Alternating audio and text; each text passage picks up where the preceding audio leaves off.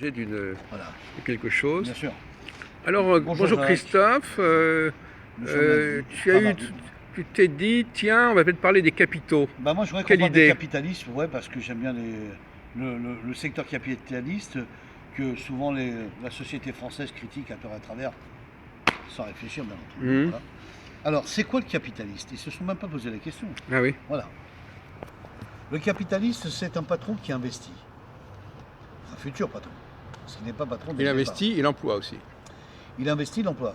Il investit, quand il prend un commerce, il donne un apport à la banque et il rembourse son investissement de crédit. Un fonds de crédit, c'est-à-dire qu'il a fait un emprunt à la banque pour acheter son fonds de commerce et donc il rembourse sa banque. Voilà comment démarre le patron. Et tout en travaillant, par son bénéfice de production et de chiffre d'affaires, va rembourser ses dettes. Ça peut durer 5 ans, 10 ans, 20 ans, ça dépend de la durée du chiffre. Voilà, du chiffre Il va rembourser ses dettes tout en ayant tout en gagnant de l'argent pour activité, lui-même. voilà, Oui. exactement. En travaillant dans une activité. Voilà. Alors moi, pourquoi je t'ai parlé de ça, Jacques, Oui, parce oui, que voilà. il y a plusieurs tailles dans les capitaux. Ah. Il y a le petit patron et il y a les patrons géants. Hmm. Voilà. Donc le petit patron, il reste dans son territoire et il travaille. Il a son commerce et puis il produit, il vend, et il gagne, il calcule, et puis, etc. Voilà. Un grand patron, il vise gros. Il a démarré petit, il a investi. Une boîte, 2 boîtes, 3 boîtes. Je dis des boîtes pour simplifier. 4 boîtes, 5 boîtes, 6 boîtes. Après, il arrive à une centaine de boîtes, 200 boîtes. Et puis ça continue. Donc son chiffre d'affaires continue à grossir. Il devient énorme. Donc de 10 millions, il passe à 20 millions, il se retrouve à 500 millions. Et d'un seul coup, pac, il se retrouve à 1 milliard. Et là, il se dit, bon, comme tout est fait déjà dans mon territoire, je vais essayer ailleurs. Donc il va se déplacer dans d'autres pays, là où il n'y aura pas de capitaux. Là où il va produire, va pouvoir commercialiser ses matières premières. Je peux prendre des exemples, tout bête. Des verres, des couteaux, des choses comme ça, des assiettes, par exemple, des placards, des meubles, enfin de l'art déco, des lits, voilà.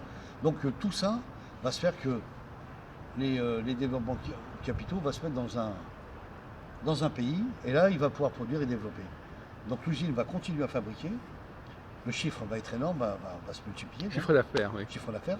Et donc là, ça se multiplie, ça grossit, puis après ça se vend voilà, au nombre de la population. Voilà, le rôle du patron d'un grand investisseur, et à la fois il gagne son bénéfice, et donc les charges facultatives pour les politiques, bien entendu, et puis après donc son taux de gain de bénéfice, et donc les paiements, c'est les employés, voilà, c'est salariés. Voilà comment fonctionne le capital. Voilà. Alors, Après la concurrence des affaires, oui, ah oui. là ça se complique. Là. La concurrence des affaires, c'est des créneaux qui sont un peu déjà différents.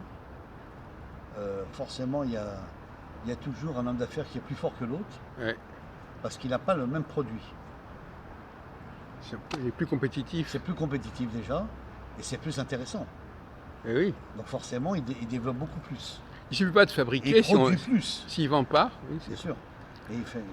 Et donc l'usine fabrique plus, bien entendu. Oui. Et pour cela, il faut des gens qui sont capables de concevoir de nouveaux produits. Voilà.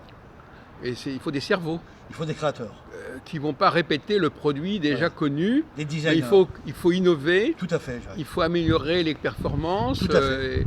Et là, on voit qu'il y a un rôle de l'élite. Voilà, on peut prendre un exemple.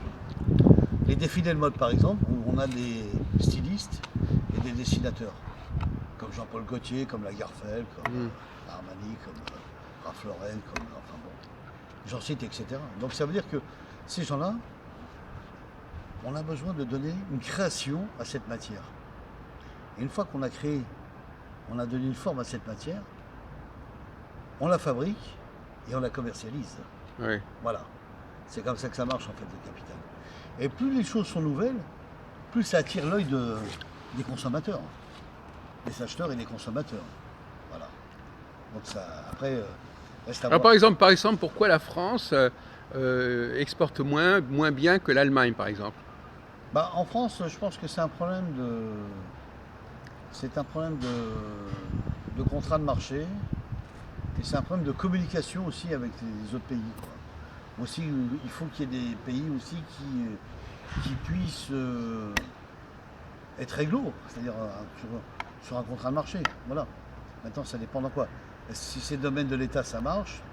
Si c'est le domaine privé, ça marche aussi, mais ça reste encore finalement, si on prend le point de vue de l'employé, oui, l'employé, lui, le travailleur, ce qui l'intéresse, au fond, c'est d'être payé. d'avoir son salaire, Bon, voilà. Alors, de faire ses 8 heures par jour. que ça se vende ou que ça se vende pas, il s'en fout. Il s'en fout. On va dire, peut-être qu'à un moment donné, il ne va pas s'en foutre parce que ça va faire un problème, mais dans l'immédiat, le patron, il prend ses responsabilités, il lui dit de faire ça, il le fait, il vient faire ses Il fait 35 son heures, travail, voilà, c'est et ça. puis voilà. Il accomplit sa tâche, et puis voilà. Et puis il fait ça parce il travaille parce qu'il a envie de gagner de l'argent. Voilà. Il n'a pas les mêmes motivations que le patron. C'est ça. Mais il travaille quand même pour le sein de l'entreprise. Parce que s'il travaille pour l'entreprise, il a quand même des comptes à rendre pour l'entreprise. Ça veut dire, quand je dis des comptes à rendre, ça veut dire que il faut qu'il explique son travail qu'il a fait. Oui, mais enfin, si le travail qu'il a fait, ça donne des produits qui ne se vendent pas, voilà. Bah, C'est pas sa faute. Hein. Non, c'est le problème du vendeur, là. Oui. Donc c'est le problème d'une autre Du personne. vendeur et puis du patron, Oui, de manière générale. Du patron. C'est parce qu'il a embauché aussi des personnes qui ne sont pas compétentes dans le domaine de la vente. Bah oui. Ça peut arriver. Donc c'est un problème aussi pour... Donc soit le produit pour le n'est pas bon, démarchage, soit le produit n'est pas bon, mais le vendeur est mauvaise bon. qualité, ouais. Le vendeur est bon, mais le produit n'est pas bon. Ou bien le produit est bon, mais pas le vendeur. Ouais. Il faut que les deux soient bons. Ouais, il faut fusionner les deux. Le bon vendeur avec le bon produit. Le bon technicien et le bon commerçant. C'est ça. Parce qu'aujourd'hui, on me dit, oui, mais tu comprends, Christophe, moi j'achète une Mercedes, mais maintenant, quand je touche la Mercedes, c'est des matières plastiques. Mais quand j'ai acheté une Mercedes dans les années 80, c'était une matière d'acier beaucoup plus solide. Oui, mais la matière d'acier, vous la payez lourdement. Et la voiture était beaucoup plus lourde. Avec la matière plastique, la voiture est beaucoup plus légère. Mais effectivement, en cas d'accident, elle se broye très vite. Que l'acier a du mal à se broyer. Ça, c'est sûr. Ce ne sont pas les mêmes matières. Enfin, il peut y avoir aussi des produits qui sont trop en avance sur leur temps. Par exemple, le Concorde, par exemple, ça a été un échec commercial, le Concorde. Oui. On a dû le retirer de la vente parce qu'il était très performant, mais finalement, il ne correspondait pas aux besoins du marché. Ouais. Donc les gens n'étaient pas intéressés sur le Concorde pour l'acheter alors. Ben non, finalement, un produit peut être trop, il vient trop tôt. Il vient trop tôt, il n'est pas dans son temps. Et Moi je le trouve un peu long, le Concorde, par rapport à son diamètre. De toute façon, il ne circule plus alors. Il ne circule plus. Ouais. Bon. Et ça a été un bon prototype aussi. Il y a des... Bon, alors finalement, il y a les le problème... Les TGV se sont bien vendus, par exemple. Oui, il semblerait. Alstom, oui. Voilà, bon, ça s'est bien vendu. Oui. Mais enfin, je dirais le coût des trains des énergies électriques, ça marche très bien dans le monde entier. Mais par exemple, pourquoi la France n'est-elle pas performante au niveau de la fabrication des portables, par exemple? Je dirais pas ça, parce qu'en fait, les Français, quand même, ils ont eu quand même des idées ingénieuses pour fabriquer. Mais enfin, il n'y a aucune grande marque de portable qui soit française, à ma connaissance. Oui. Si, il y en a une quand même. Laquelle? Altis, par exemple, cet appareil-là que j'ai, Ah bon?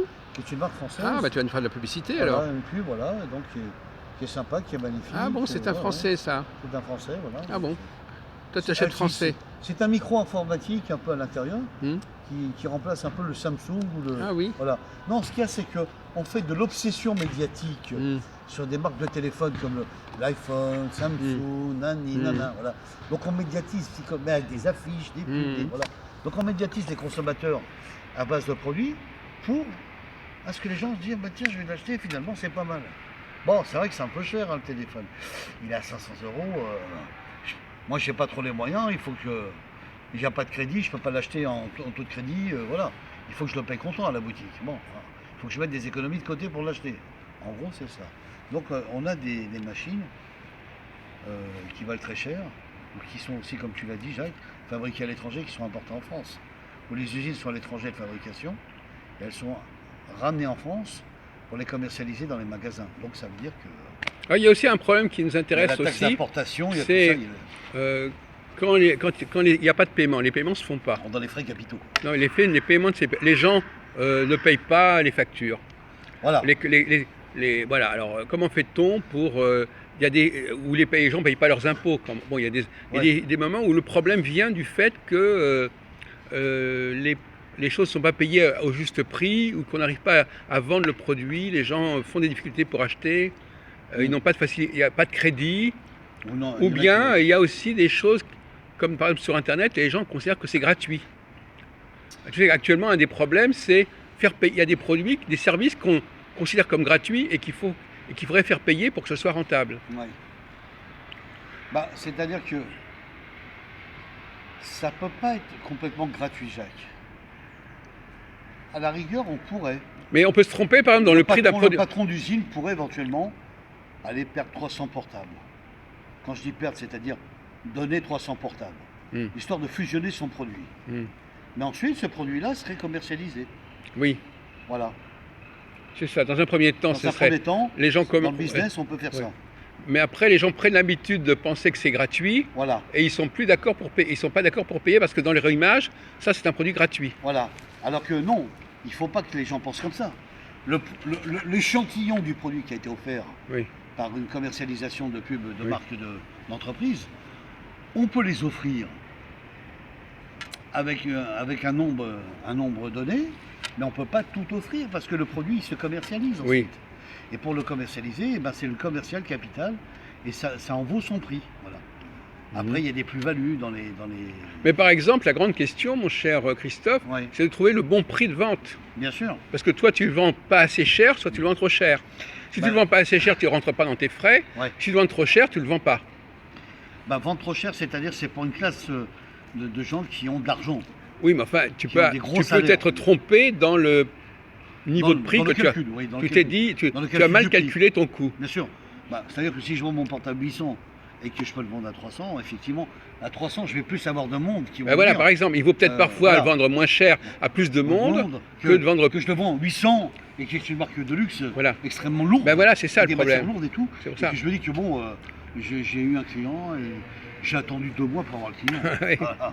Donc il est préférable effectivement qu'aujourd'hui, dans le coût du marché, ça je l'avais calculé, j'y ai pensé parce que je connais très bien Bernard Arnault, il bossait dans mes idées, c'est qu'on a réussi à Carrefour Market de baisser certains produits et d'autres qui sont un peu plus chers. Bon, ça reste de la consommation de l'agroalimentaire, mais c'est moins cher dans certaines catégories. Mais c'est un calcul finalement, c'est un plus-value qui permet d'attirer notre client pour qu'il puisse venir, comme tout le monde, dans un magasin et d'acheter les produits. Voilà. Il vient quand c'est un hypermarché, il vient pour un produit pas cher et puis après il va acheter à nos côtés un produit plus cher. Un exemple, un shampoing, Garnier par exemple, la marque Garnier. Un shampoing acheté et un autre offert. C'est marqué dans l'étiquette. Un produit acheté, un produit offert. Voilà. Et finalement, je pense que dans le calcul du capital, le shampoing qui sera vendu ne perdra pas par rapport à son bénéfice de production et d'achat le deuxième shampoing qui a été offert gratuitement pour le client, voilà, pour l'acheteur. Ça c'est très important, c'est un exemple, je sais. Ou un savon, ou quelque chose. Mais toi, tu as déjà eu une expérience de vendeur, toi? Oui, moi j'ai connu. Quel genre de problème qu'est-ce que tu avais à résoudre comme problème de vente? Est-ce que c'est facile de vendre un produit et de se faire payer? Est-ce qu'il y a des stratégies pour bien vendre, pour que les gens soient d'accord pour débourser de l'argent? Bien sûr. Il y a des stratégies de vente parce que le client, quand il rentre dans un magasin, en fait, il ne sait pas trop ce qu'il veut. Il va rentrer et il va essayer de choisir un produit qu'il va aimer. Donc, qu'est-ce qu'il faut faire? Il faut le conseiller. Il faut lui dire, voilà, si par exemple on rentre dans un magasin de Levi's, voilà, bonjour Monsieur Jacques, j'ai un jean qui est extraordinairement qui est très beau. Voilà, qui vient de sortir, c'est une nouvelle création. C'est un jean turquoise, voilà, bleu turquoise. Je ne sais pas encore. Mais bon, ce jean-là, attention, il fait un carton en ce moment. Et donc on le vend pas trop cher, bien entendu. On ne va pas le vendre trop cher, comme ça, tout le monde va en profiter. Et tout le monde pourra l'acheter. Voilà. Les hommes, les femmes, tout le monde, les familles, les enfants.